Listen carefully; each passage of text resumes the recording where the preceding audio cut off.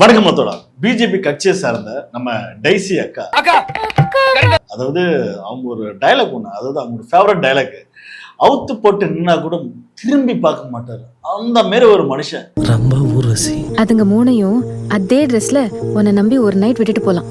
பெருசா ஒண்ணும் பண்ணிட மாட்டேன், பத்திரமா பாத்துப்பேன் அப்படின்னா அந்த டைலாக் வந்து ஒரு காலத்துல பயங்கர வைரல் ட்ரோல் கண்டென்ட் ஆன அப்படி ஒரு டைலாக். அதாவது தனக்கு பிடிச்ச ஒரு மனுஷனை எப்படி வந்து அங்கீகாரம் கொடுக்கணும்னு அந்த அக்கா வந்து ஒரு சர்டிபிகேட் கொடுத்தாங்க. அப்படி ஒரு அற்புதமான ஒரு சர்டிபிகேட் தான் அவுத்து போட்டு நின்னாலும் திரும்பி பார்க்காத ஒரு ஆம்பளை மனுஷன் அப்படின்னு அக்கா சொன்னாங்க.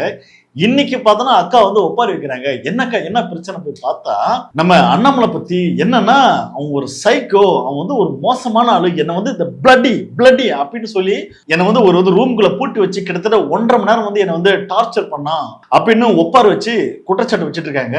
நம்ம அக்கா இந்த நேரத்துல வந்து ஏன் இப்படி ஒரு பிரஸ் மீட்டை வச்சு அண்ணாமலை வந்து ஏன் இப்படி பேசினாங்கிறது இந்த வீடியோக்குள்ள பார்ப்போம். வாங்க வீடியோக்குள்ள போவோம். அதாவது ஒன்ஸ் அப்பான் ஏ டைம் தமிழ்நாட்டில் பார்த்தோன்னா டிஎம்கே விசஸ் அண்ணாமலை பிஜேபி மாநில தலைவர். ஸோ அப்படின்றதான் மோதலா இருந்தது. பார்த்தோன்னா அண்ணாமலை பார்த்தோன்னா டெய்லியும் ஒரு மீடியா மீட் பண்ணி கண்டென்ட் கொடுக்குறதுனே வந்து அண்ணாமலை வந்து மீடியா மீட் பண்ணுவார். ஒரு நாள் வந்து மிஸ் பண்ண மாட்டாரு. தினம் வந்து மீடியா மீட் பண்ணி ஏங்க இப்படி வந்து குரங்கு மாரி தாவறீங்க, என்ன உங்களுக்கு 500 ரூபா வேணுமா, 10 ரூபா வேணுமா, 200 ரூபா வேணுமா அப்படின்னு மீடியாவை கொச்சப்படுத்தி மீடியாவே அதிர விட்ட நம்ம அண்ணாமலை அவர்கள் புதிதாக ஒரு கட்சியை வந்து உருவாக்கிறாரு. அவர் வந்து இப்போ வந்து யாருக்கு ஒரு டஃப் கொடுக்க போறாருன்னா நம்ம விஜய் சாருக்கு. விஜய் சார் யாரு? பெரும் அணில் படைகளை கொண்ட நம்ம விஜய் சார் 2 வருஷத்துல வந்து ஒருத்தர் கட்சி ஆரம்பிச்சு ஒருத்தர் சிஎம் ஆனார்னா ரெக்கார்டியா வேற லெவல். அதாவது தமிழ்நாட்டு மக்கள் எப்படி அறிவு சார்ந்து யோசிக்கிறாங்கன்றது நம்ம ஆந்திராவில் உள்ள பவன் கல்யாண்கிறார் தெரியுமா, அவரு சொன்னாரு 2 வருஷத்துலாம் கட்சி ஆரம்பிச்சு ஒருத்தர் சிஎம் ஆயிட்டாங்க, நான் வந்து 16 வருஷமா இருக்க என்னால சிஎம் கூட ஆக முடியலையே அப்படின்னு கதறாரு. இன்கேஸ் நான் வந்து தமிழ்நாட்டில் பிறந்திருந்தா நான் வந்து ஈஸியா சிஎம் ஆகிருப்பேன் அப்படின்னு சொல்லி விஜய் சார் வந்து கலாச்சி விட்டாரு. அதுக்கு எந்த வகையில வந்து சலிக்காத நம்ம அண்ணாமலை அவர்கள் பார்த்தோன்னா இப்போ புதிதாக ஒரு கட்சி ஆரம்பிச்சு விஜய்க்கு எதிராக வந்து நான் வந்து சிஎம் ஆகிறேன், அதாவது விஜயே சிஎம் ஆயிட்டாரு நான் சிஎம் ஆகக்கூடாதா அப்படின்னு மாரி நம்ம அண்ணன் பார்த்தோன்னா பிஜேபில இருந்து வெளியே வந்துட்டாரு. எப்படி வந்தாரு? பிஜேபியோட சாயில்ல அப்படியே பட்டும் படா மாரி புதுசா ஒரு கட்சி உருவாக்கி தமிழ்நாட்டில் அண்ணாமலை அவர்கள் நான் தமிழன் அப்படின்னு சொல்லி ஒரு கட்சி ஆரம்பிச்சிருக்காரு. ஏன்னா பிஜேபின்னு சொன்னா எவனும் ஓட்டு போட மாட்டாங்களாண்ணா, என்னது சரி ஒரு வழியே கட்சி ஆரம்பிச்சுங்க, யார் யாரு சிஎம் ஆகுறாங்க, சரி வாங்க நீங்க வந்து சிஎம் ஆயிட்டு போங்க அப்படின்ற மாதிரி தான் இருக்கு. ஆனா இதெல்லாம் ஒரு விஷயம் நம்ம வந்து யோசிக்கும் போது ஒரு கனெக்ட் பண்ணி பார்த்தா வச்சுக்கான், கரூர்ல நடந்த 41 பேர் இறந்த சம்பவத்துக்கும் சிஎம் சார் பார்த்தோன்னா சிபிஐ விசாரணைக்கு போனாரு. முதல் முறை போயிட்டு வெளியே வரும்போது சைலண்டா வந்தாரு, 2ஆம் முறை போயிட்டு வரும்போது வெற்றி அப்படின்னு சந்தோஷமா வந்தாரு. ஏன்னா வெற்றினா அதுக்கு என்ன மீனிங் தெரியல. மேபி அந்த கேஸ் வந்து வெற்றி பெற்றின ஜெயிச்சிட்டுன்னு சொல்லி வெற்றியோட வந்தாரா, இல்ல உண்மையான குற்றவாளிகள் வந்து பார்த்தோன்னா செந்தில் பாலாஜி டிஎம்கே சார்ந்த ஆட்கள் தான் அப்படின்னு அவங்களை தூக்கி உள்ள வச்சிட்டாரான்றது இது வரைக்கும் தெரியல. ஏன்னா அவரே சிஎம் ஆயிட்டாரு. ஆனா அங்க வந்து 41 பேர் இறந்ததுக்கு யாரு காரணம்ன்றது இது வரைக்கும் தெரியல. அது எப்போ முடியும் தெரியல. அந்த சிபிஐ விசாரணை விட்டு வெளியே வரும்போது எப்படி வெற்றி குறி போட்டுறாரோ அந்த வெற்றி குறி தான் நீங்க தமிழ்நாட்டில் வந்து சிஎம் ஆயிட்டாரு. அதோட வெற்றி குறி இந்த வெற்றி குறி பார்க்கும்போது ஒன்னா இருக்குது.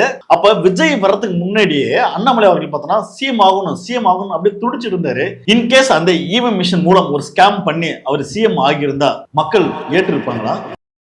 எனக்கு தெரிஞ்சு ஏற்றிருக்க மாட்டாங்க. அப்ப இதெல்லாம் எதை நோக்கி போகுதுன்னா ஒருவேளை நம்ப வைக்கிறாங்களோ, அதாவது விஜய் சாருக்கு ஓட்டு போட்டிருக்காங்க. அப்ப அண்ணாமலை அவர்களும் பார்த்தோன்னா அவரும் நின்று ஜெயிச்சார்னா விஜய் சாரே ஜெயிச்சுக்கிறாரு, அண்ணாமலை ஜெயிக்க மாட்டாரா? எங்க அண்ணாமலை எவ்வளவு பேர் பேச்சாளர், அவர் யாருங்க? அரசியலுக்காக போலீஸ் பதவியை தூக்கி போட்டு வந்தவருங்க. தன்னுடைய கௌரவமான போலீஸ் பதவியை ராஜினாமா செய்துவிட்டு இன்று உங்கள் முன்னிலையில் இவர் யாருங்க? அரசியலுக்காக உச்சத்தை தூக்கி போட்டு வந்தவருங்க. என்னோட கெரியரின் உச்சத்தை எப்படி என்னோட கெரியரின் உச்சத்தை உதறிட்டு உங்களை மட்டுமே நம்பி வந்திருக்கேன். அப்ப 2 பேரும் இப்படி வரும்போது வெற்றி பெற்றால் நம்பிதான் ஆகணும் பழகுது. ஆனா என்னன்னு தெரியல, இந்த இவிஎம் மிஷின் மேல எனக்கு மிகப்பெரிய ஒரு சந்தேகம் இருக்கு. தயவு செய்து அதை பத்தி நீங்க என்ன நினைக்கிறது மறக்காம கமெண்ட் பண்ணுங்க. ஏன்னா ஒவ்வொரு வெற்றியும் பார்க்கும்போது பகீர் இது உண்மையவே இவங்க வந்து வெற்றி பெறாங்களா இல்ல வெற்றி பெற வைக்கிறாங்களா அப்படின்றது தெரியல. ஏன்னா விஜய் அவர்கள் சிஎம் ஆனா இங்க பிஜேபியோட அழுத்தம் வந்து பெருசா இருக்குமான்னு தெரியல. ஏன்னா விஜயோட ஐடியாலஜிக்கல் கொள்கை லீடர்ஸ் எல்லாம் பார்த்தோன்னா கொஞ்சம் இடதுசாரி சிந்தனை உள்ள ஆட்கள். அதே மாதிரி அண்ணாமலுடைய ஐடியாலஜி பார்த்தா முழுக்க அது ஒரு வலதுசாரி சிந்தனை கொண்ட ஒரு பிஜேபி அஜெண்டா. அப்ப நம்ப வைக்கிறதுக்கு முதல்ல இந்த மாதிரி ஒரு ஆளை வந்து ஜெயிக்க வச்சுட்டு அதுக்கப்புறம் அண்ணாமலை போன்ற ஒரு ஆளை வந்து ஜெயிக்க வச்சுட்டு நிரந்தரமா தமிழ்நாட்டுல பிஜேபி ஆளலாம் அப்படின்னு ஒரு முடிவு எடுத்திருக்கான்றது எனக்கு தெரியல. ஆனா இதெல்லாம் பார்க்கும்போது இது எல்லாம் பார்த்தோன்னா ஒரு புள்ளியில வந்து இணையற மாரி இருக்கு. பார்ப்போம், பொறுத்திருந்து பார்ப்போம் என்ன நடக்க போகுதுன்றது. சரி, இப்ப நம்ம வந்து டைஸ் அக்கா இருக்காங்களா, அவங்களுடைய விஷயத்துக்கு வரும். நம்ம டைஸ் அக்கா என்னக்கா இவ்வளோ நாள், அதாவது இவ்வளவு பேர் சம்பவம் நடந்திருக்கு, இவ்வளவு நாள் வைக்காத குற்றச்சாட்டு இன்னைக்கு ஏன் நீங்க வந்து குற்றச்சாட்டை வைக்கிறீங்க? ஒருவேளை அண்ணாமலை சாருக்கு வந்து பூஸ்ட் பண்றீங்களோ புரியல. அதாவது என்ன சொல்றாங்கன்னா, திருச்சி சுரேஷ் சிவா இருக்காங்களா, அவங்களுக்கு இந்த அக்காவுக்கு பார்த்தோன்னா சண்டை. அந்த சண்டையில பார்த்தோன்னா திருச்சி சுரேஷ் சிவா பார்த்தோன்னா போன்ல பார்த்தோன்னா அவ்வளோ அசியமான வார்த்தை, பச்சை பார்த்தோன்னா கெட்ட வார்த்தையில வந்து திட்டி தீர்த்தாங்க. அந்த வார்த்தையெல்லாம் நீங்க வந்து கேட்டிருப்பீங்க. அதாவது அந்த கெட்ட வார்த்தையிலே பார்த்தா ரொம்ப ஹைலைட்டான ஒரு கெட்ட வார்த்தை பார்த்தோன்னா மெரினா பீச் அப்படின்னாவே அது நமக்கு அந்த வார்த்தை தான் ஞாபகம் வரும். அந்த மாதிரி வார்த்தைகள்லாம் பேசக்கூடிய ஒரு கட்சி தான் பிஜேபி கட்சி அப்படின்ற மாதிரி அந்த காலத்துல வந்து அவங்களே வந்து எக்ஸ்போஸ் ஆயிட்டாங்க.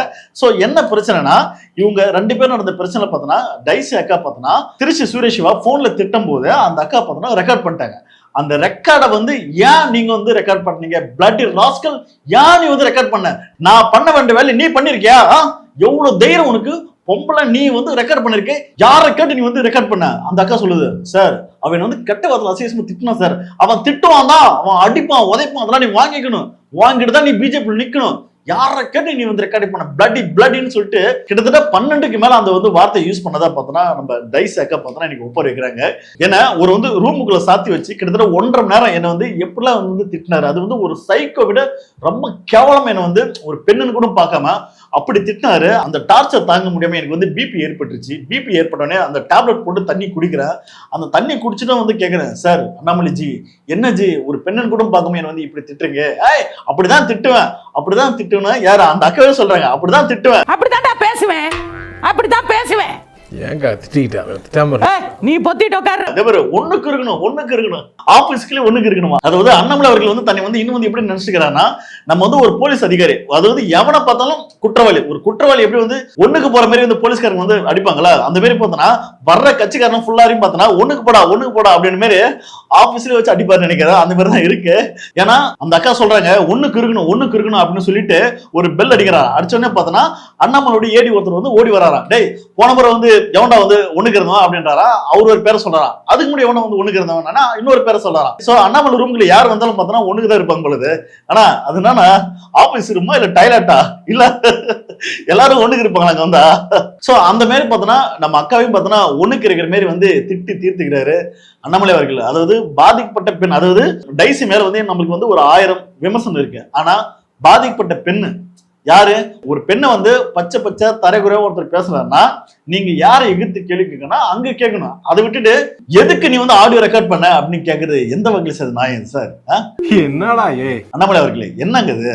அப்ப இப்படிதான் வந்து நீங்க வந்து கட்சியை நடத்திட்டு இருந்தீங்களோ? அதாவது வழக்கமா பார்த்தோன்னா பிஜேபி சார்ந்த கட்சிக்காரங்களுடைய வீடியோ ஆடியோ எல்லாம் பார்த்தோன்னா நிறைய அண்ணாமலை தான் பார்த்தோன்னா ரிலீஸ் பண்றாரு அப்படின்னு வந்து சொல்லியிருந்தாங்க, நிறைய பேர் சொல்லியிருந்தாங்க.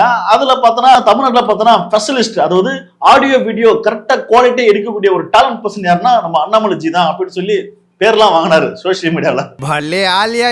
சோ அந்த மாதிரி வந்து நம்ம அண்ணாமலை அவர்கள் நானே வந்து ஒரு வந்து ஆடியோ வீடியோ எடுக்கக்கூடிய ஒரு ஆளு, எனக்கு நீ வந்து டப் கொடுப்பியா அப்படின்னு நிறைய நானே பெரிய போட்டு என்னோட பிரியலகரா மச்சான் அந்த அக்காவை கூட்டு பார்த்தோன்னா செம்ம திட்டு வைக்கிறாரு. அதுக்கப்புறம் பார்த்தோன்னா காம்ப்ரமைஸ் பண்ணிருக்காங்க. யாருன்னா நம்ம திருச்சி சூர்யாவும் பிளஸ் நம்ம டைசி அக்காவும் போய் 2 பேரும் உட்கார வச்சு மீடியா வந்து பேசினாங்க. என்ன பேசுனாங்கன்னா, இவரு எனக்கு தம்பி மாரிங்க, அவங்க எனக்கு அக்கா மாரிங்க அப்படின்னு காம்ப்ரமைஸ் பண்ணாங்க. அண்ணனை திட்டாதீங்க.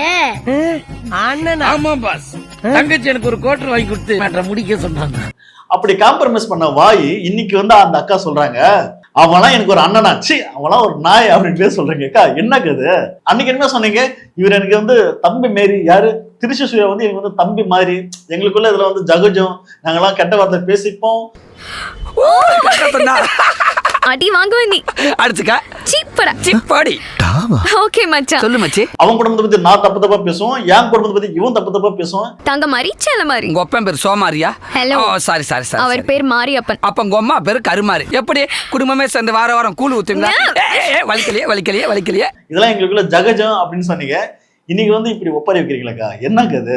அப்ப இதுல இருந்து என்ன தெரியுதுன்னா, உங்களுக்கு அங்க ஒரு சுயநலம் இருந்திருக்கு, ஏதோ ஒரு தேவை இருந்திருக்கு, ஒரு கட்சி சார்ந்த பொறுப்பும்.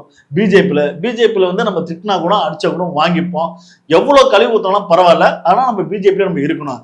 அது ஒரு விஷயம் சொல்றாங்க. அந்த அக்கா என்ன வந்து கட்சி விட்டு நீங்க போங்க, ரிசைன் பண்ணிட்டு போங்க அப்படின்னு வெள்ளை சீட்டு எடுத்து கொடுத்தாங்களாம். அப்ப இந்த அக்கா சொன்னாங்களா, நான் எதுக்கு இங்க ரிசைன் பண்ணோம், நீங்க என்ன டிஸ்மிஸ் பண்ணுங்க, ஊரைய பார்த்து சிரிக்கட்டும் அப்படின்னு இந்த அக்கா சொல்லியிருக்காங்க. அக்கா, இந்த கட்சியில ஒரு பெண்ணை வந்து எப்படி அசிங்கமா திட்டக்கூடாது இப்படிலாம் பேசியிருக்காங்க. அப்படி இருந்தா அந்த கட்சியில உங்களுக்கு அப்படி என்னக்கா வந்து ஆதாயம் தேவைப்படுது? ஆனா இந்த அக்கா எங்க போனாலும் அந்த கேசவ விநாயகன் அவரை விட்டு விடுறதே இல்லை. இப்ப கூட பார்த்தோன்னா கேசவ விநாயகன் பார்த்தோன்னா அவன் ஒரு மொமனிஸ்ட், அவன் வந்து ஒரு மோசமான ஆளு அப்படின்னு அண்ணாமலை அவர்கள் வந்து நம்ப வச்சாரா இல்ல என்ன?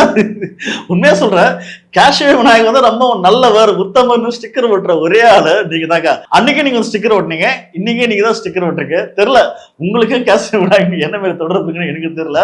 சரி பார்ப்போம். அதுக்கப்புறம் இன்னொரு விஷயம் சொல்றாங்க, அண்ணாமலை அவர்கள் பார்த்தோன்னா நீங்க இனிமேல் பார்த்தோன்னா ஒரு மீடியால வந்து பேட்டி கொடுக்கறது உங்களால வந்து என்னோட கட்சியை நாறுது, கேவலமா இருக்கு. எது ஆபீஸ்ல வந்து ஒண்ணுக்கு போறதெல்லாம் கேவலமா இல்ல, நாரல. அப்ப இவங்க பேட்டி கொடுக்கறதும் நாறுதான். இந்த மொத்த பில்டிங்ல அது மட்டும் தான் உங்களுக்கு பிரச்சனை இருக்குல்ல? அதாவது அண்ணாமலை வந்து மிரட்டனதா இவங்க வந்து சொல்றாங்க. அதாவது நீங்களும் உங்களோட மகளும் இனிமேல் வந்து எந்த மீடியாவுக்கும் சேனலுக்கு நீங்க பேட்டி கொடுக்க கூடாது, எல்லாரும் மூடிட்டு அடங்கிருங்க அப்படின்னு சொல்லி மிரட்டனதா இந்த அம்மா வந்து குற்றச்சாட்டு வைக்குது. ஆனா இந்த அம்மாவோட குற்றச்சாட்டு இவ்வளவு நாளா வாய் திறக்காத குற்றச்சாட்டு இன்னைக்கு அண்ணாமலை அவர்கள் ஒரு புதிய கட்சி உருவாக்கி இருக்கிறாரு. இப்போ வந்து இந்த அம்மா வந்து வாய் திறந்து இப்படி ஒப்பாரி வைக்குது. என்னம்மா இல்ல உங்களுக்கு என்ன ஆதாயம் தேவைப்படுது? இல்ல உங்களை வந்து இப்படி வந்து பேச சொல்லி யாரு வந்து அமைச்சா? கேசவ விநாயகனா அவர் யாருன்னா அமைச்சாரான்னு தெரியல, இல்ல அமித்ஷா வந்து அமைச்சாரான்னு தெரியல, இல்ல வந்து மோடி தான் வந்து உங்களை வந்து அமைச்சு விட்டாரான்னு தெரியல. ஆனா இந்த அம்மா பார்த்தோன்னா கிட்டத்தட்ட பார்த்தோன்னா 39 நிமிஷமா பார்த்தோன்னா அண்ணாமலை பிடிச்சு கண்ணி கடிச்சு வச்சிருக்கு. ஆனா எது என்னவோ இனி வரும் காலத்துல, அதாவது ஒரு காலத்துல வந்து மீம் கண்டென்ட், ட்ரோல் கண்டென்ட்னாவே பார்த்தோன்னா அண்ணாமலை தான் இருந்தாரு. அந்த இடத்த அப்படியே தூக்கி போட்டு நம்ம விஜய் சார் வந்து உள்ள வந்தாரு. இன்னைக்கு வந்து விஜய் சார் வந்து சிஎம் இருக்கிறாரு. இன்னைக்கு அவர் தான் ட்ரோல் கண்டென்ட். அதுக்கு எந்த வகையிலும் சலிக்காத ஒரு ஆள் அண்ணாமலையும் இப்ப உள்ள வராரு. வந்தாருன்னா அவ்வளவுதான். இந்த பக்கம் அணில் படை, இந்த பக்கம் ஆட்டுப்படை, 2 படை மோதிச்சுன்னு வச்சுக்க. ஏன்னா அண்ணாமலை படைன்றது தமிழ்நாட்டுக்கே தெரியும். அப்படி ஒரு படை, அப்படி ஒரு ஃபேக் ஐடி, கிட்டத்தட்ட எவ்வளவு ஃபேக் ஐடி. அந்த ஃபேக் ஐடிலாம் வந்து அவ்வளவு பச்சை வார்த்தைகள், கெட்ட வார்த்தைகள் கமெண்ட்ஸ் போடுவாங்க. அதுக்கு கொஞ்சம் சலிக்காத இன்னொரு டீம் தான் பார்த்தோன்னா நம்ம அணில் டீம். அவனும் பார்த்தோன்னா அதே பச்சை சலிக்காம கமெண்ட் போடுவாங்க. இந்த 2 டீமும் பார்த்தோன்னா இனி வரும் காலத்துல 2 மோத போகுது. ஓகே, சிறப்பா ஆட வரும் காலத்துல நிறைய கண்டென்ட் மட்டும் மாட்ட போது பார்ப்போம், பொறுத்திருந்து பார்ப்போம். ஆனா டைசேக்கையோட கதறலுக்கு 1000 விமர்சனம் இருந்தாலும் அவங்களுக்கு நீதி தேவை. கண்டிப்பா ஒரு பெண்ணை வந்து அவங்க வந்து சில விஷயங்களை மறைக்கிறாங்க. ஏன்னா ஒண்ணுக்கு போற மாதிரி மிரட்டு இருக்காங்க. யார மிரட்டம் தான் சொல்றாங்கன்னா வேற ஒரு ஆளை மிரட்டம் தான் சொல்றாங்க. அதாவது நம்ம வண்டுமுருகன் படத்துல வந்து தெரியுமா, டேய் இவன் தான் எங்க சமயத்தை வாங்கியிருக்கான், இங்க வந்து வேற வேணே வந்து வாங்கின மாதிரி அவுத்து விடுறான் பார்த்தேன் அப்படின்னு ஒரு டைலாக் வருங்களா, மாப்பிள இவன் தான் எங்கேயோ செமத்தியா வாங்கியிருக்கான், இங்க வந்து வேற எவனோ வாங்கின மாதிரி அவுத்துறான் பாத்தியா. சோ அந்த டைலாக் தான் இப்போ வந்து நமக்கு வந்து ஞாபகம் வருது. மேபி அந்த அம்மா பாதிக்கப்பட்டிருந்தாங்கன்னா கண்டிப்பா அதுக்கான நடவடிக்கை எடுத்தாகணும். ஏன்னா ஒரு தலைவரோட அதிகாரத்துல ஒரு பாதிக்கப்பட்ட பெண்ணின் பக்கம் நிக்காம ஒரு வந்து ஆண் பக்கம் நிக்கிறது, இதெல்லாம் சார் அண்ணாமலை சார் இதுதான் நீங்க வந்து படிச்சீங்களா, எங்க படிச்சீங்க, பிஜேபி வந்து படிச்சுன்னு வந்தீங்களான்னு தெரியல. இந்த வீடியோ பத்தின கருத்துக்களை மறக்காம கமெண்ட் பண்ணுங்க. அடுத்த வீடியோல சந்திப்போம். நன்றி, வணக்கம்.